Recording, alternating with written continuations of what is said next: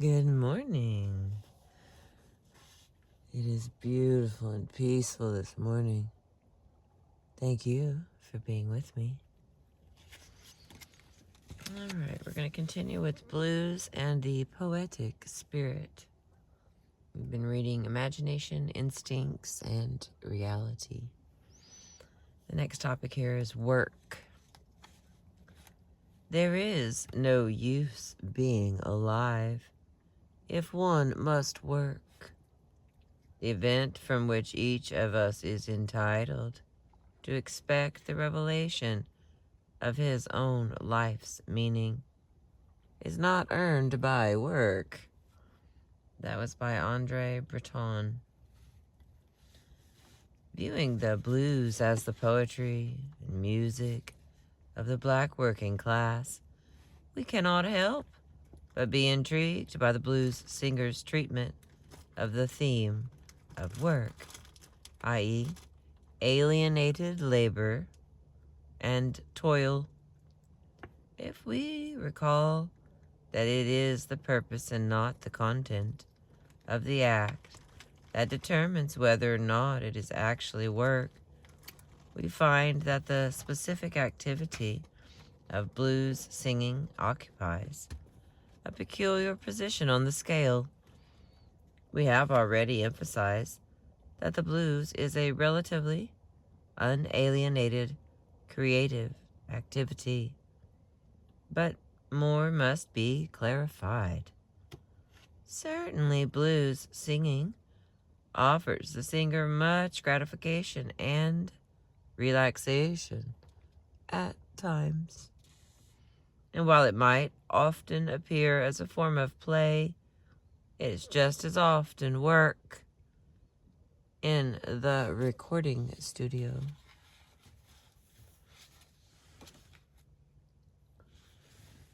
Oh, it's so pretty, it's so pretty, it's so pretty. All right, continuing. On 22 November 1939, Tommy McClendon recorded 8 songs for the Bluebird label.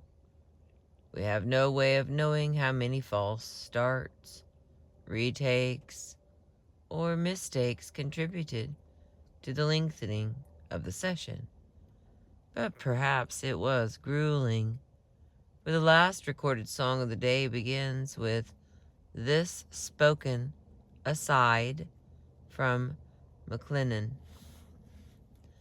Now, get on this here.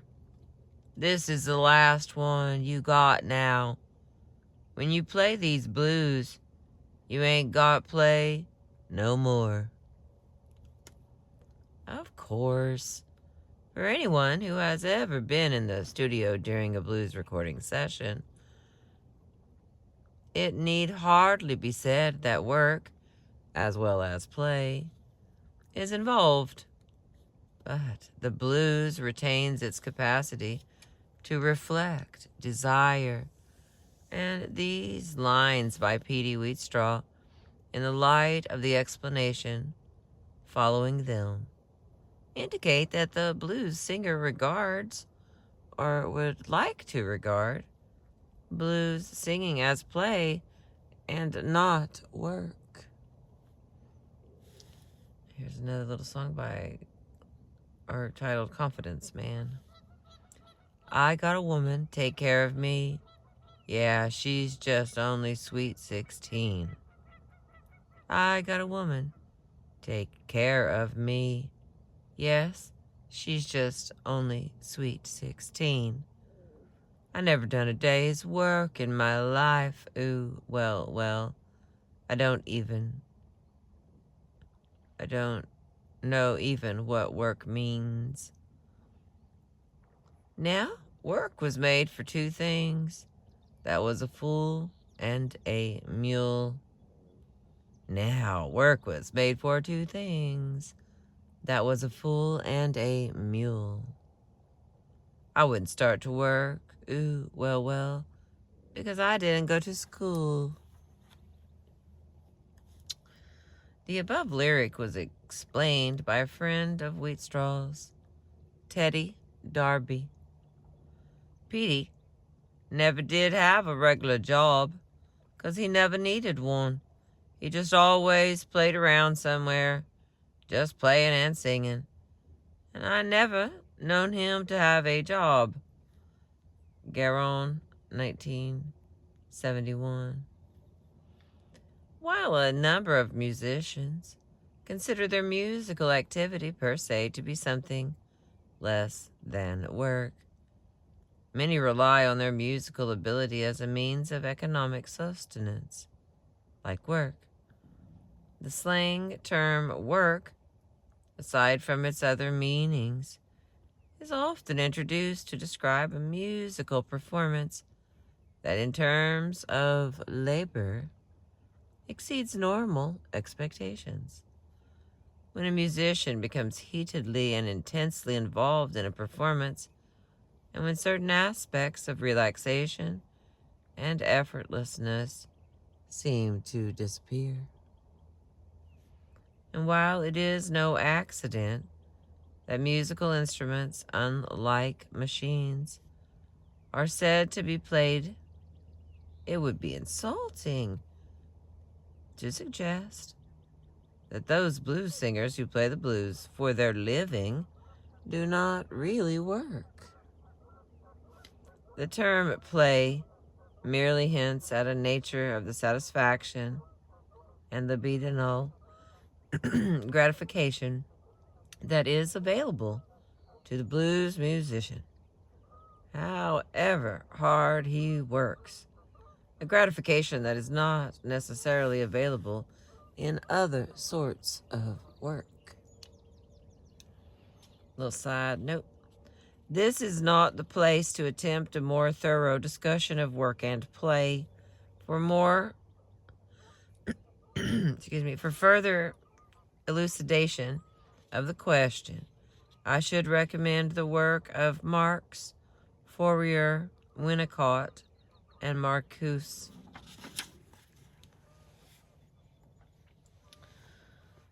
Okay.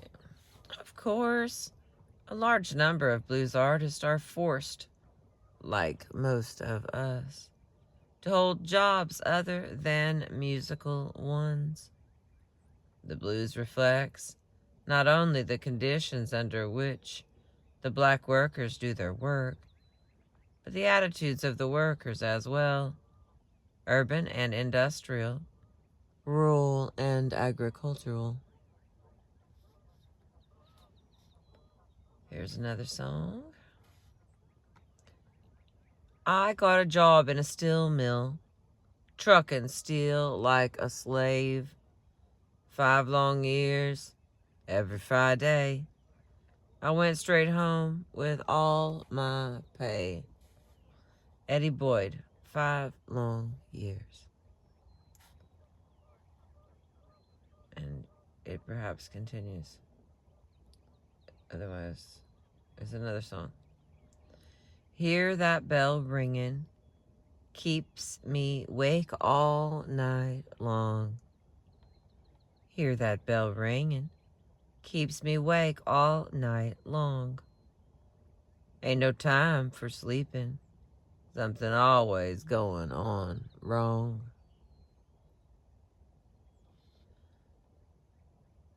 Folks keep yelling, Rastus, put the window down, please. Folks keep yelling, Rastus, put the window down, please. With that snow a-falling, somebody's surely going to freeze. Hear how that whistle blows? Hear how that whistle blows. It's blowing like it don't have to blow no mo'.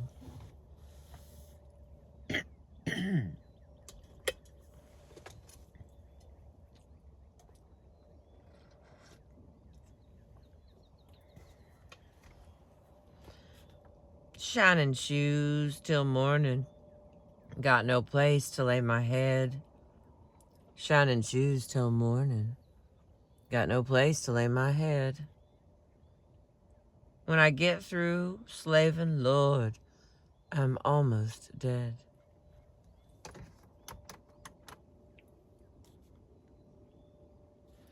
Baby starts crying. Then they takes me to be a nurse. Baby starts crying.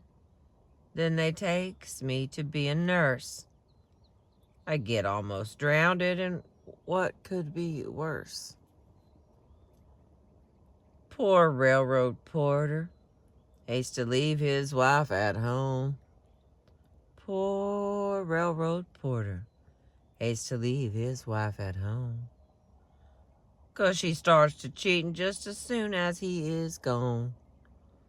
That was Sylvester Weaver, Railroad Porter Blues. And then we have, yeah, you know it ain't but the one thing.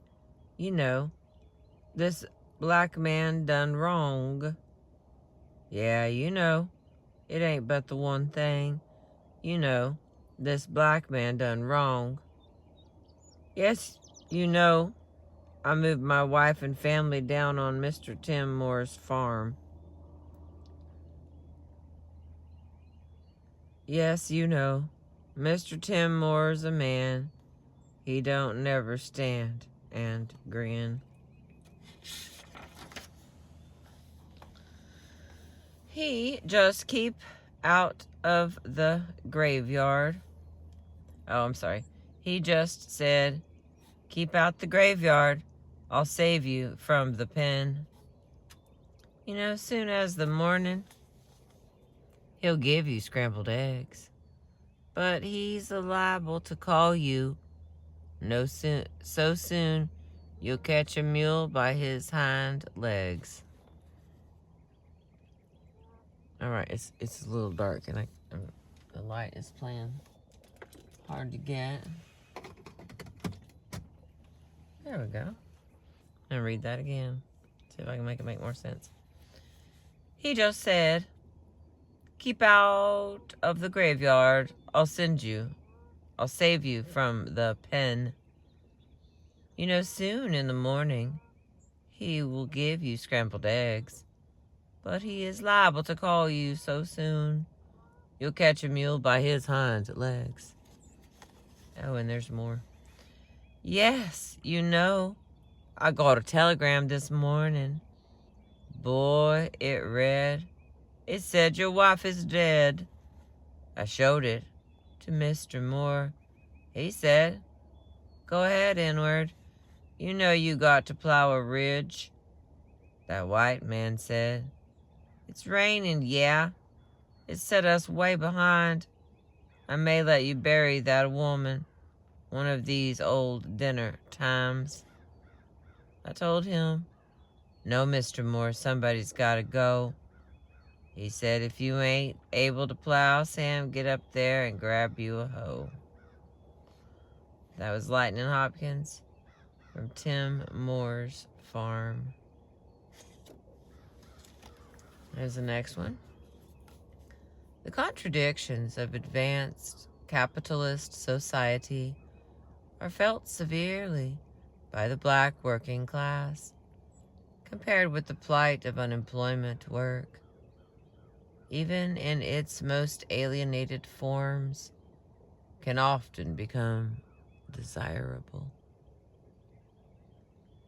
Hard times, hard times, hard times is going round.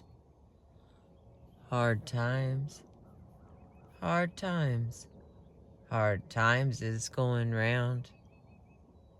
Well, you know, the strike is on, baby. I believe it's going to carry me down. No more joying, no more joying, baby. No more fun for me. No more joying, no more joying, baby. No more fun for me. Well, you know my strike is on, and it's trying to get the best of me. Well, I'm going back home. See if I can meet some of my old friends. Well, I'm going back home. See if I can meet some of my old friends. Well, you know, the strike is on down here. I ain't got no money to spend. That was by L.C. Williams, called Strike Blues. Oh, it's pretty. And all the sounds.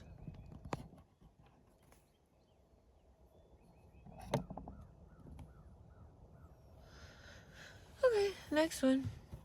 The contradictions were intensified during the Depression, when work was sought by millions. Everyone's working in this town, and it's bothering me night and day. Everyone's working in this town, and it's bothering me night and day. It's that home wrecking crew that works for that WPA. The landlord came this morning, knocked on my door. He asked me wasn't I going to pay my rent no more. He said, "You have to move if you can't pay." And then he turned and walked slowly away. So I have to find some other place to stay. They're going to tear my house down.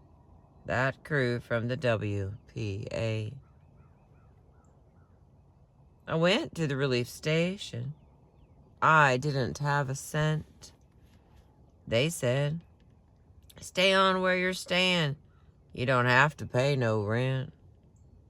But when I got home, they was tacking a notice on my door. "This house is condemned. You can't live here no more." So a notion struck me. I'd better be on my way. They gonna tear my house down. That crew from the WPA. Started out next morning. I put a lock on my door. I swore I wouldn't move, 'cause I had no place to go.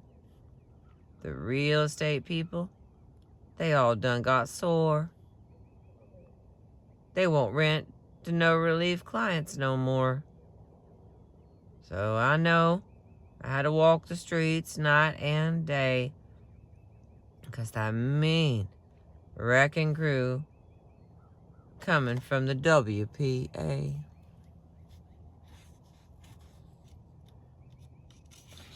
I liked that one.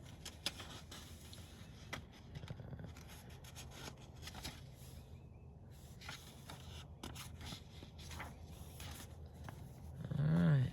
Oh my god. It's like all the Easter egg colors.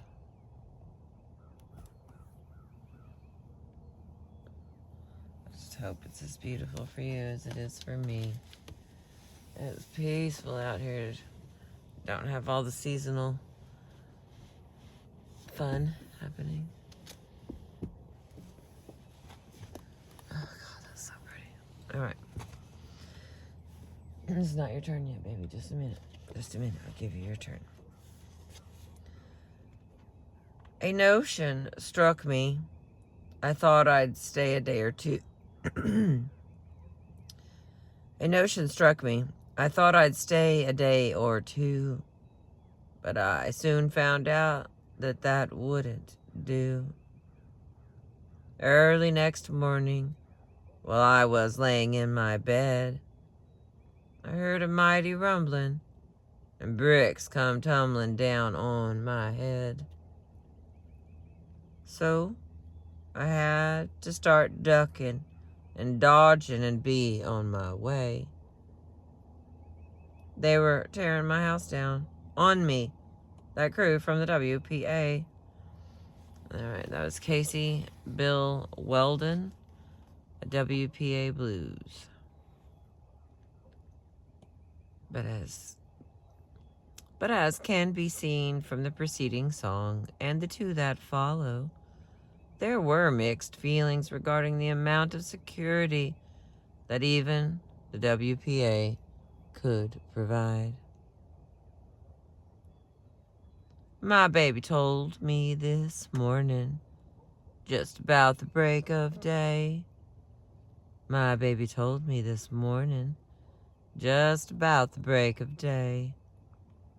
You better get up this morning, get you a job on the WPA.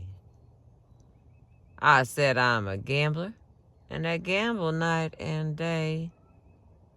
I said I'm a gambler, and I gamble night and day. And I don't need no job on the WPA. She said, I'm leaving you, Daddy. That's all I got to say.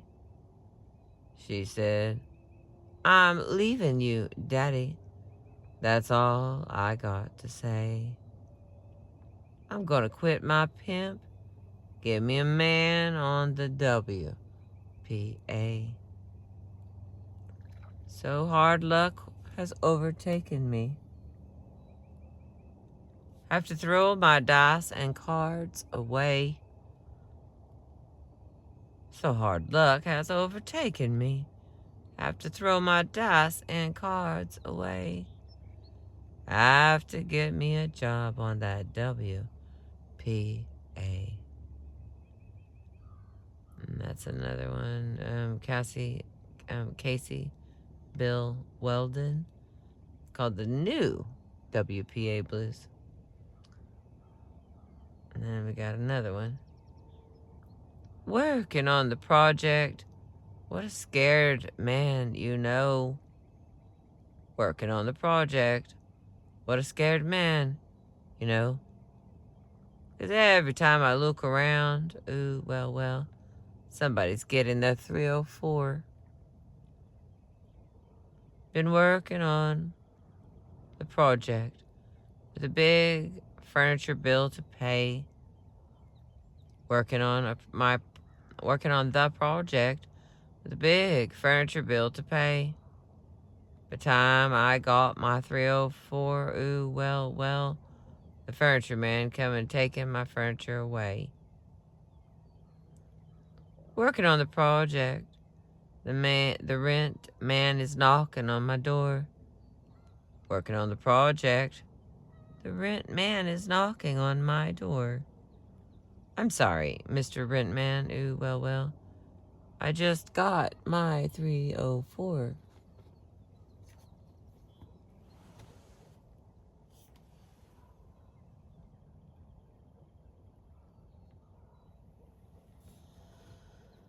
Let's see.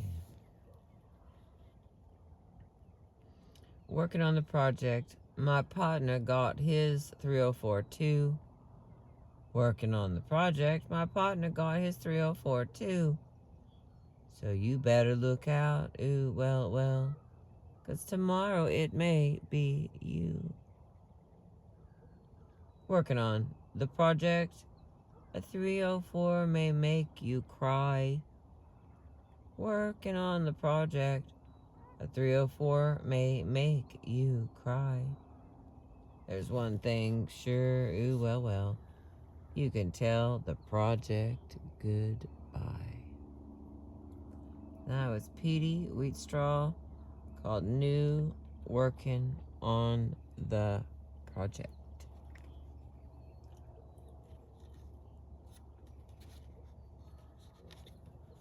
All right. I'm reading myself to sleep again. I don't know how I do that. Yes. Too many things going different ways, I guess. Oh, can you see the fish in the water making the ripples?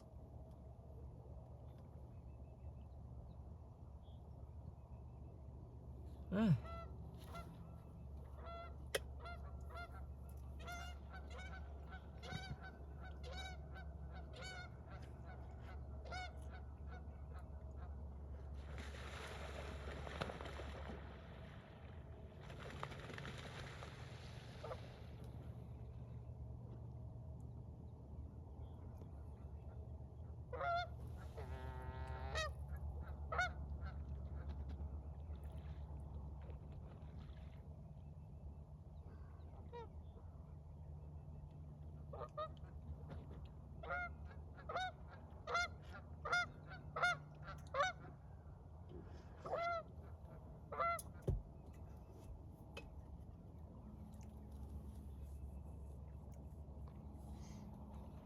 don't know what that was about, but we were here to catch the fly in and the fan out. All right, I continue. While the blues clarifies, to some extent, the economic position of the black worker, we still seek a greater illumination of the whole concept of work. The recent psychoanalytic suggestion that work is mentally healthy begs the question of labor as against alienated labor. Erotic, libidinal activity as against repressed activity. The question of sublimation as against repression would seem to remain unsettled by Marcuse. Following Roheim and Ferenczi, suggests that there may be a non-repressive form of sublimation. The form of sublimation that would best... Come on, baby. There we go. Form of sublimation that would best describe the nature of non-alienated labor. Whether Marcuse is specifically correct or not need not concern us here. All right, I'll try that again. Whether Marcuse is specifically correct or not need not concern us here. The libidinal content of work is no secret, nor is it a secret that work in its contemporary alienated forms relies extensively on repression, as well as possibly sublimation.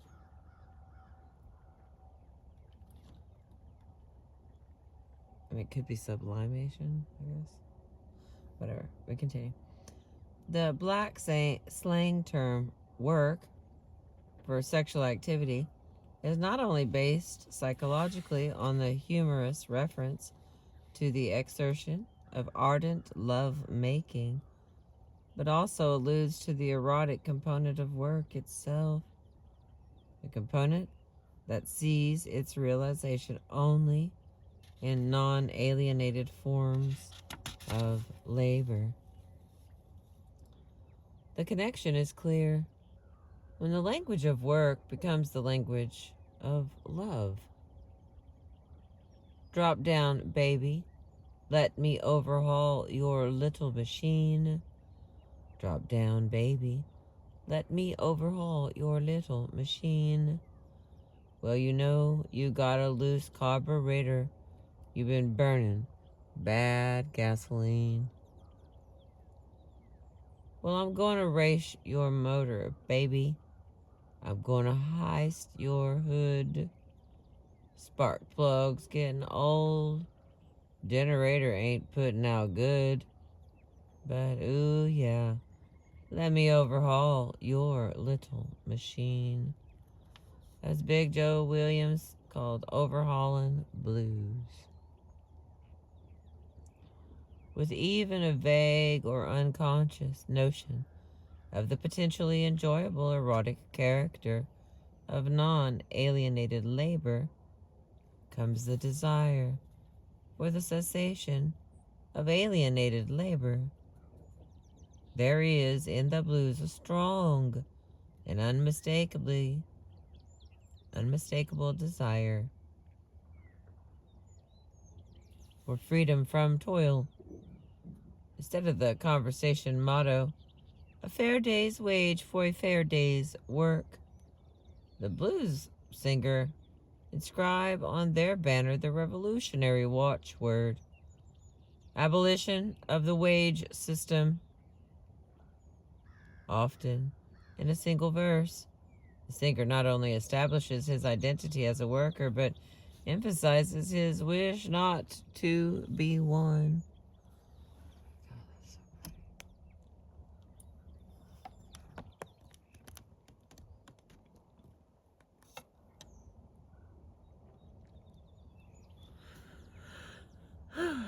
Right here in person, people.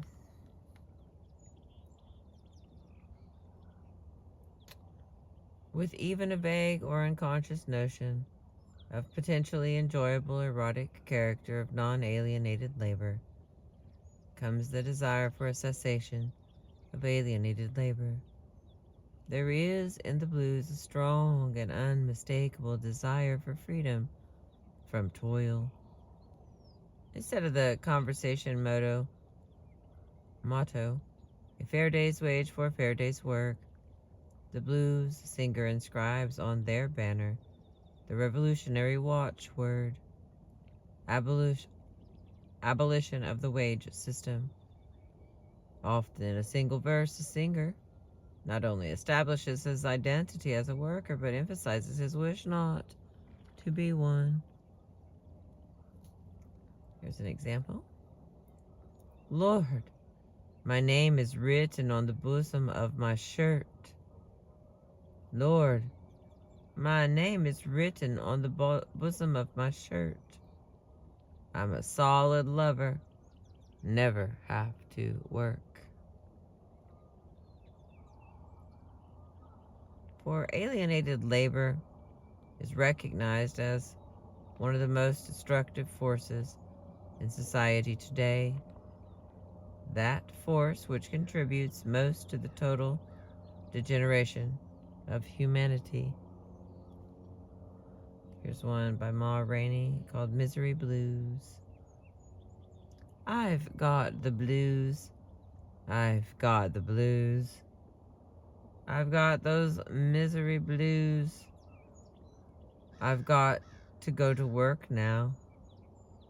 Get another start.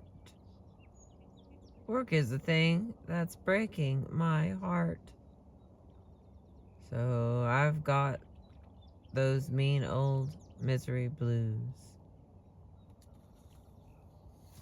And it is in poetic activity that alienated labor finds its most definitive negation and supersession.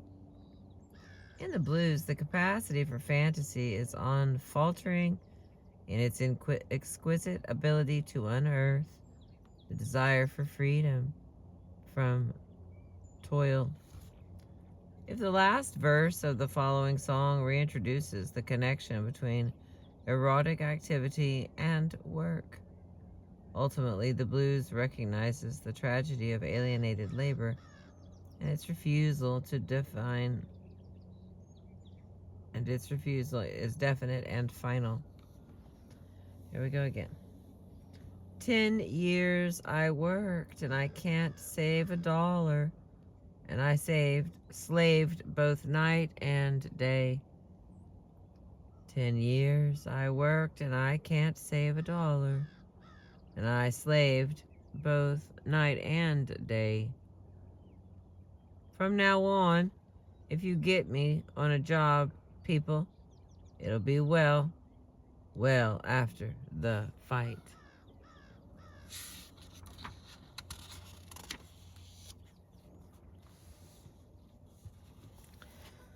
All right, we continue. I'm gonna stay up all night and drink and gamble, stumble home and take a nap. I'm gonna stay up all night and drink and gamble, stumble home and take a nap. I wouldn't tell a mule to get up, people, if he was sitting down in my lap. I don't care how they laugh and tease me. I know I'll never break. I don't care how they laugh and tease me. I know I'll never break. They just wasting their time. I wouldn't hit a lick at a snake. I know I'll always love a woman, and I'm gonna always try and treat 'em right. I know I'll always love a woman, and I'm gonna always try and treat her right. But before one of 'em marries me off to a job, It'll be a long, long time after the fight. That was by Mercy D, called After the Fight.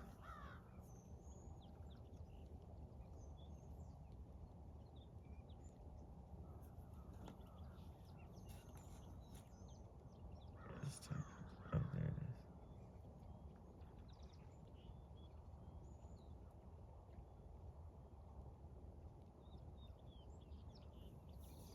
Let's see how many pages this one has. If I got it in me or not. I don't feel like I do. I have 3 pages. Alright. Hang on just a second. It's pretty. Let's have some pretty without the sound. Just a minute.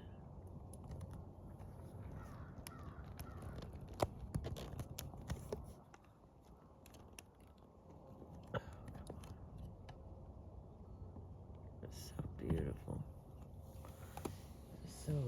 So beautiful. I'm gonna pop this up here before it gets bright so we know what we are reading to you, my loves. There we go.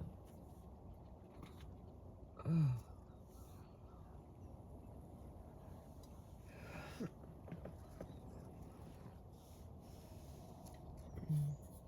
I got to hear some blues last night.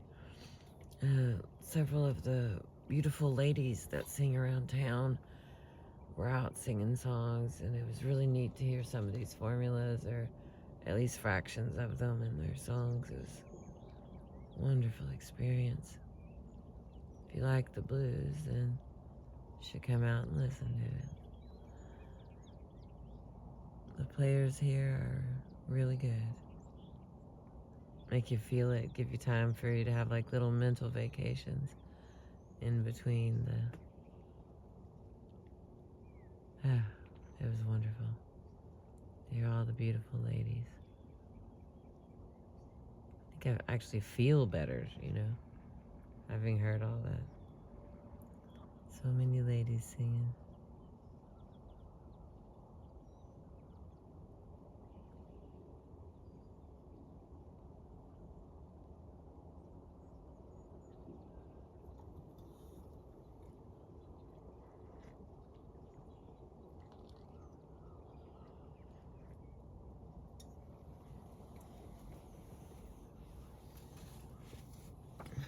Maybe with that sun coming up, I won't read myself to sleep.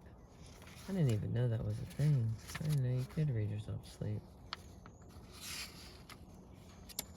I mean, it's not like I stay asleep. I wake back up, but I don't know what I read. My little brain took a little mid-afternoon nap. All right, let's slip in a little bit more. The police and the church. The police are the absolute enemy. Charles Baudelaire. Give us stones, brilliant stones, to drive off the infamous priests. Andre Breton. Marcuse, 1970, has suggested that the cornerstone of psychoanalysis is the concept that social controls emerge in the struggle between instinctual and social needs. ... We can see the emergence of such controls if we study the blues singers' reactions to 2 crucial instruments of repression: the police and the church. So often have these 2 institutions worked hand in hand toward the structuring of repressive categories within the mind as well as within society as a whole, that it becomes thematically necessary to discuss them together under one heading. The antipathy of the police for the black working class, indeed the working class as a whole, and vice versa, is common knowledge. The police can be defined in fact as highly specialized defenders of existing property relations. Freud's most basic theories of superego formation in simplified form, which is identification with parents, etc., have passed into general acceptance, while the parents are expected to exert control over the child's behavior. The identificatory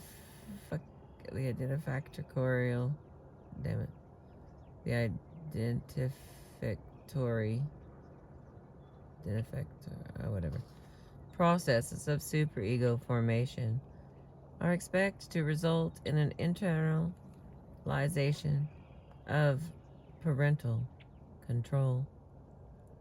But civilization provides its own methods of control.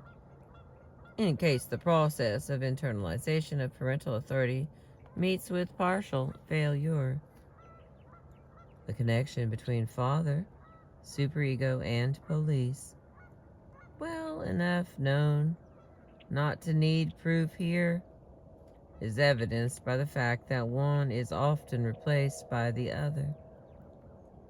In some songs, the police might appear in a benevolent advisory capacity. Here's an example. I heard somebody call me. It was the policeman on his beat. I heard somebody call me. It was the policeman on his beat. Well, now, he just wanted to tell me, that I was driving on the wrong side of the street. Petey Wheatstraw, crazy with the blues. The role of the police, socially, roughly, analogous to the superego's role in controlling the individual's unconscious impulses, is to control absolutely the deepest desires and impulses of humanity. Implicit in this analogy, of course, is the connection between the working class contra the police and the id contra the superego. The working class represents basic needs and desires. The police represent the control of these desires and needs. The control exerted by the police is senseless and merciless.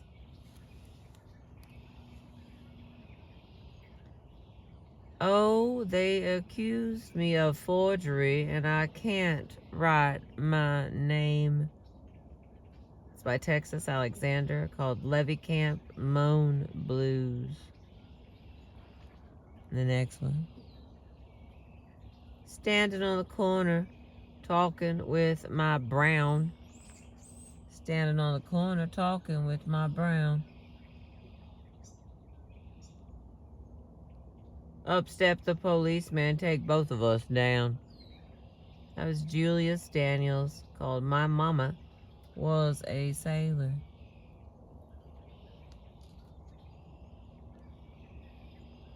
It is clear to the singer that the policeman's role is not simply to restore order in the conventional societal sense, in a highly revealing slip of the tongue, of the sort on which psychoanalysis has thrown considerable light.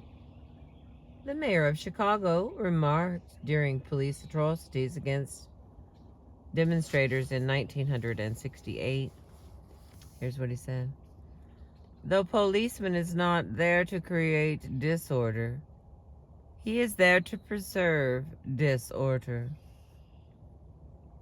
Above all, the police are hired to maintain repression, even in the most strictly psychoanalytic sense.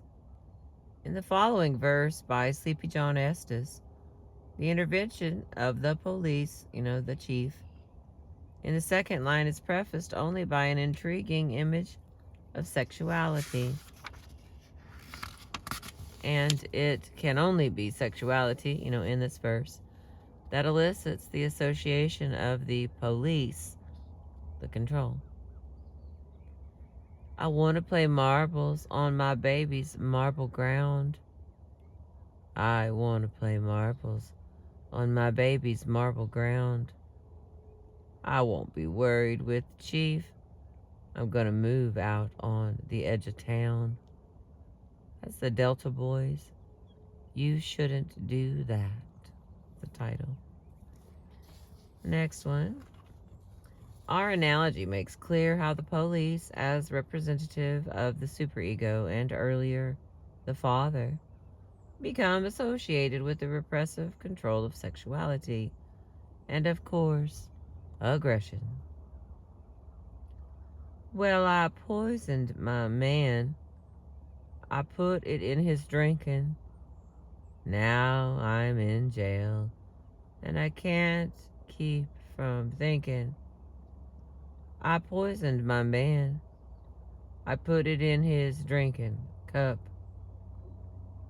Well, it's easy to go to jail, but Lord, they set me up. Bloodhounds, bloodhounds, bloodhounds is on my trail. Bloodhounds, bloodhounds, bloodhounds is on my trail. They want to take me back to that cold, cold, lonesome jail. Well, I know I done wrong, but he kicked me and he blackened my ... I done it in a passion. I thought it was the fashion. I know I done wrong, but he kicked me and blackened my eyes. But if the bloodhounds ever catch me in the electric chair, I'll die. That was Victoria Spivey again, called Bloodhound Blues.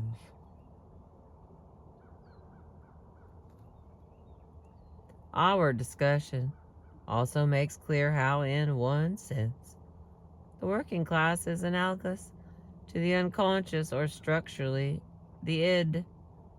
Freedom from repression and liberation of the unconscious is analogous to the liberation of the working class. Yet there is still more to be gained in a further application of psychoanalytic theory. Through the resolution of the Oedipus complex, the young boy abandons his mother as sexual object. Just as in many cases, the process may not be clear-cut examples of dissolution or abandonment. The erotic as well as the hostile attachments to the father are subject to any number of instinctual fates: sublimation, repression, displacement, projection. Freud has shown how these deficiencies contribute integrally to the construction and maintenance of religion. Thus, the child fears the father no less than it longs for him and admires him. The indications of this ambivalence in the attitude toward the father are deeply imprinted in every religion. Just as the devil historically represented the repressed, from Minutes 1909, in modern society, these harsher aspects of the superego's role are delegated to the police. The church assumes the more benevolent aspects for itself, but nonetheless remains a repressive force, in essence, in practice, in totality.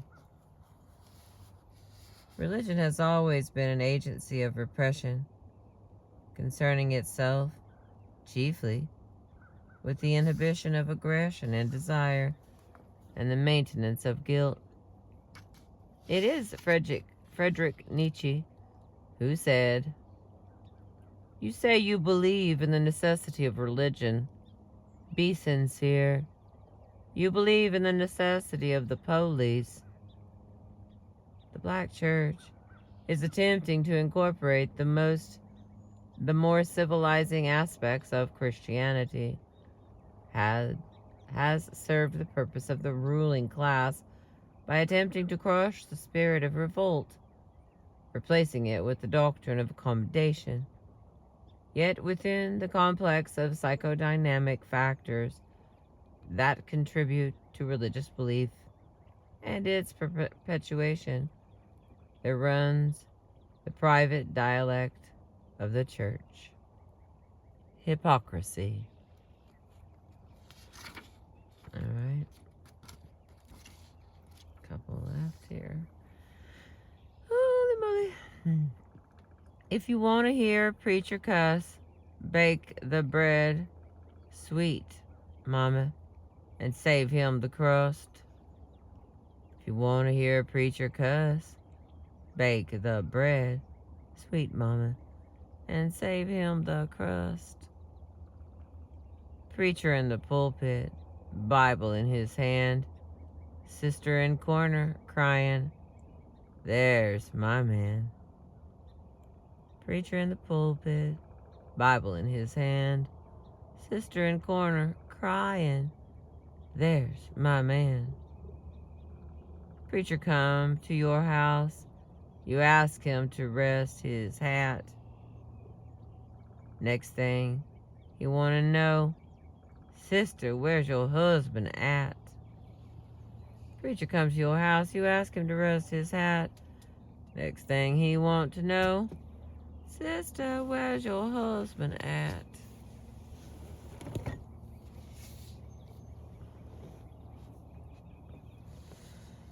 Okay. 3 more for this one. Forgive me, Lord. Come in here, elder, shut my door. I want you to preach the same text you did the night before. Come in here, elder. Shut my door. I want you to preach the same text you did the night before. See that preacher walking down the street? He's fixing to mess with every sister he meet. See that preacher walking down the street? He's fixing to mess with every sister he meet. Preacher, preacher, you nice and kind. I better not catch you at that house of mine. Preacher, preacher, you nice and kind. I better not catch you at that house of mine. That was the High Henry Brown. The song was titled Preacher Blues. And the next. More than one singer depicted the stereotypical deceitfulness of the black preacher, like Frank Stokes and Mississippi Sheiks, the Mississippi Sheiks. Oh gosh. Oh my God, I did it again.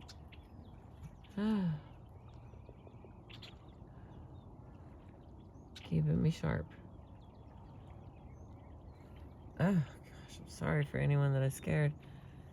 I always get myself first, so I have to stop hugging my knees, and I'll stop doing that. Alright, apologies again. Here we go. One of the best being Joe McCoy and Preacher's Blues. Some folks say a preacher won't steal, but I caught 3 in my cornfield. One had a yellow, one had a brown. Looked over the mill and one was getting down. Now some folks say a preacher won't steal, but he'll do more stealing than I get regular meals. Get it out, baby. Okay.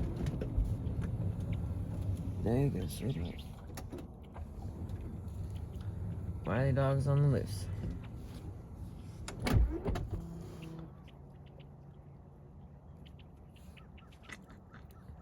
Some folks say a preacher won't steal, but I caught 3 in my cornfield. One had a yellow, one had a brown. One looked over the mill and one was getting down. Now, some folks say a preacher won't steal, but he'll do more stealing than I get regular meals. I went to my house about 10:30, looked on my bed where the preacher had been. Now, some folks say, etc. He will eat your chicken. He will eat your pie. He will eat your wife out on the sly. Now, some folks say, etc. I've been trying so hard to save my life just to keep that preacher from my wife. Now, some folks say, etc. Refusing to be placated by Christianity's offer of posthumous reward, the blues singer demands more earthly gratification. Take me out of this bottom before the high water rise. Take me out of this bottom before the high water rise. You know I ain't no Christian preacher, and I don't want to be baptized. I cried, Lord, my Father, Lord, kingdom come. I cried, Lord, my Father, Lord, kingdom come. Send me back my woman, then thy will be done. That's Texas Alexander with Justice Blues.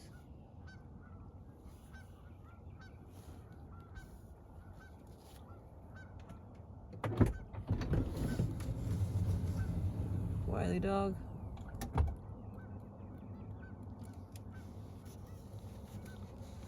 Please don't roll at anything unalived. Please, dear dog, please don't do it this time. Okay. In making this demand, the singer pursues the only historical reality that can offer gratification. That reality which lies outside the reality principle, but within the pleasure principle. That reality which corresponds to the true needs of humanity.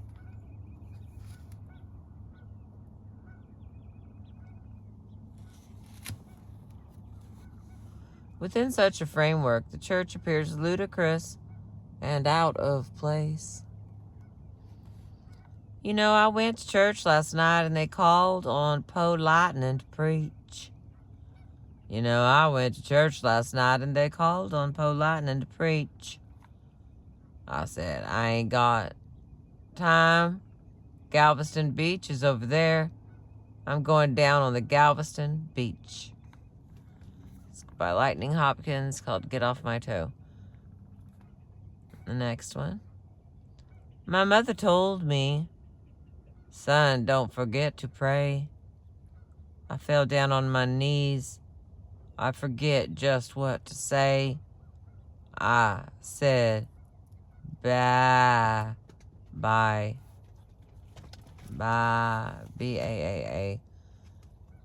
You came back. That's a good dog. I love him. Way to go, my friend. You did not leave me. He's my buddy. All right. Okay, we've got 2 paragraphs. They're a little long, but then we'll be done with this topic, and I think that'll be one more after this, and we'll be mostly done.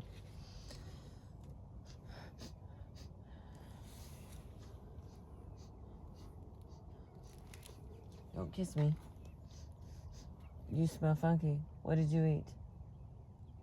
I don't like that game. I don't like playing guess what the dog got into. But your face is so beautiful and I love you so much.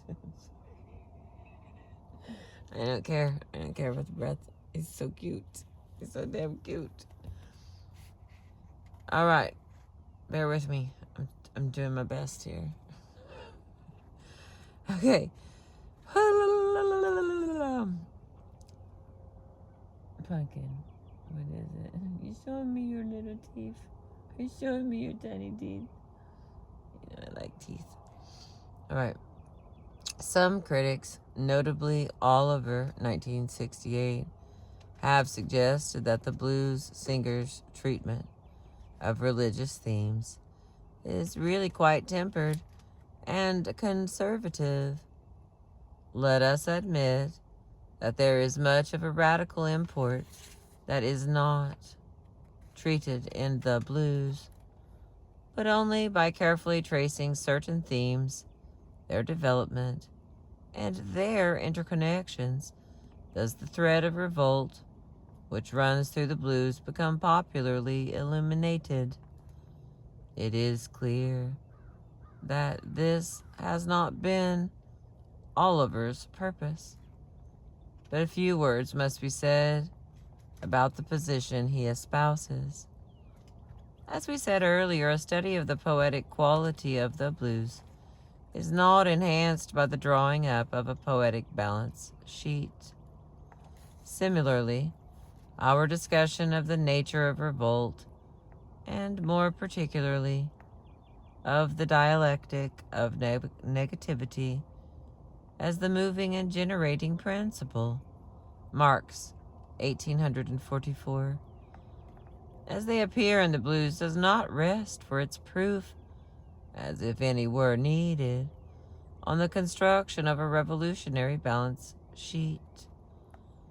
When Oliver suggests that in dealing with the repressive forces of the church, the blues singer relies on well-worn phrases, he is undermining the dynamic nature of the whole process of negation, having established itself in a poetic context. The appearance of well-worn phrases in the blues must be viewed as an extremely poor gauge on which to base one's evaluations.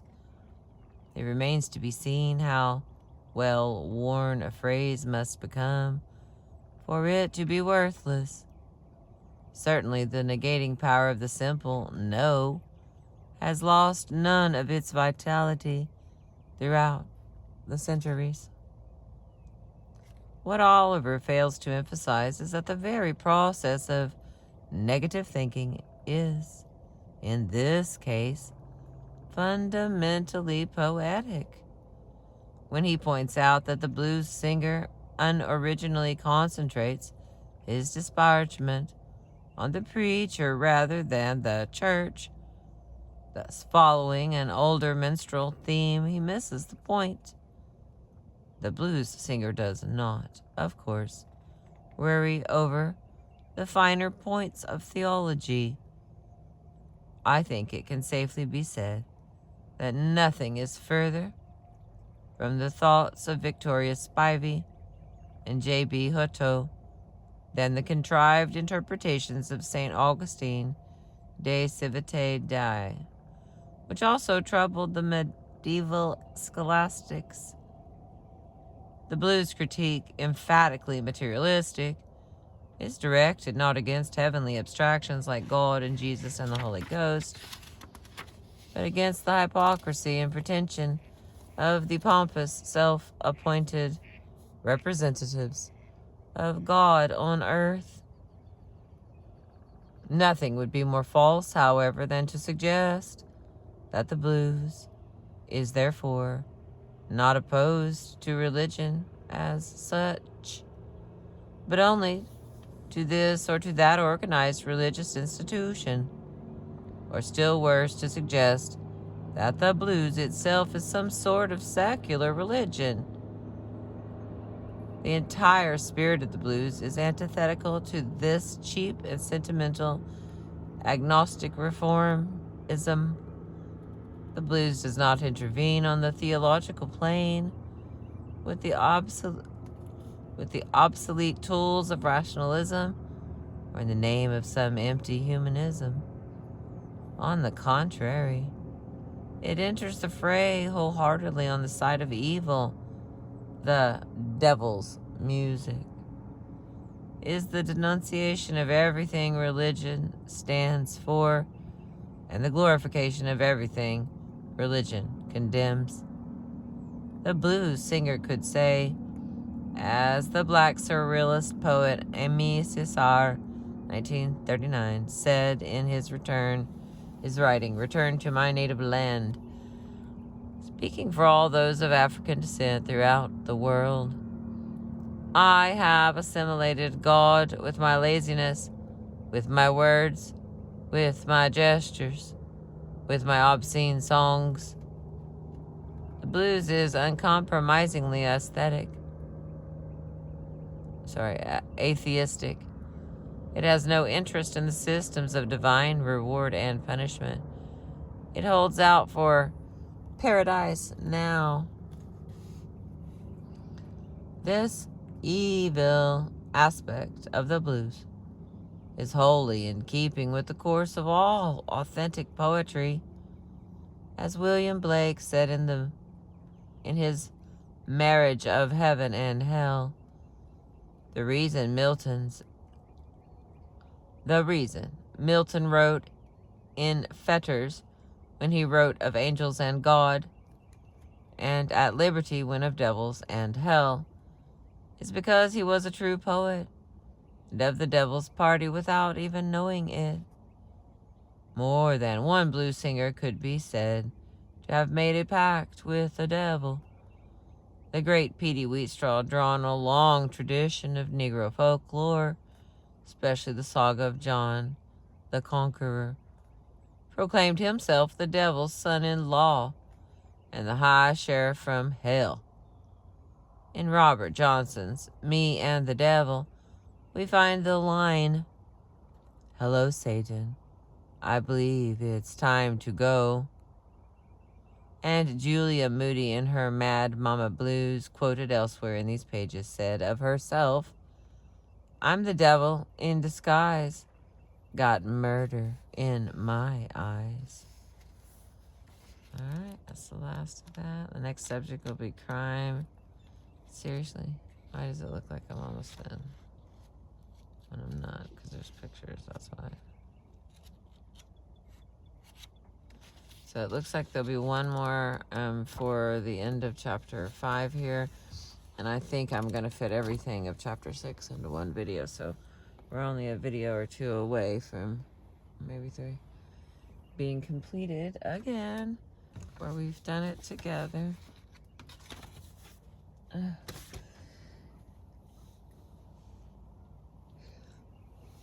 appreciate you letting me entertain you. Please remember to like and subscribe. I appreciate you.